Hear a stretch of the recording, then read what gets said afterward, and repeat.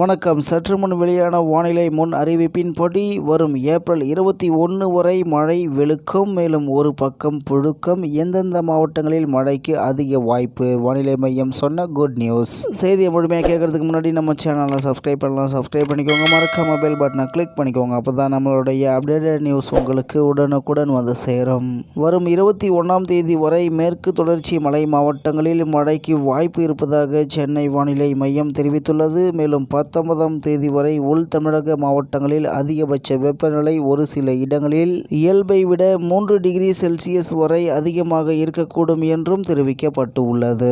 தமிழகத்தில் கோடை வெயிலின் தாக்கம் நாளுக்கு நாள் உச்சம் பெற்று வருகிறது. நேற்று வேலூர், மதுரை, ஈரோடு, கரூர், சேலம் உள்ளிட்ட 11 மாவட்டங்களில் வெயில் சதம் அடித்தது.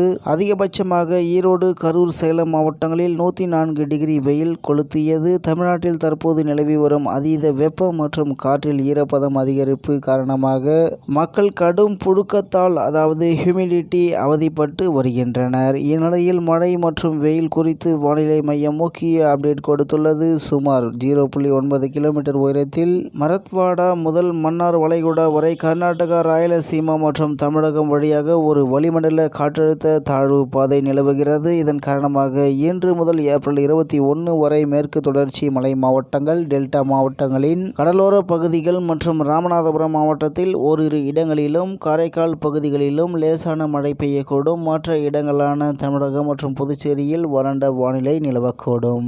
அதேபோல் 22 மற்றும் 23 ஆகிய நாட்களில் மேற்கு தொடர்ச்சி மலை மாவட்டங்கள், டெல்டா மாவட்டங்கள் மற்றும் தெற்கு கடலோர தமிழக மாவட்டங்களில் ஓரிரு இடங்களிலும், காரைக்கால் பகுதிகளிலும் லேசான மழை பெய்யக்கூடும்.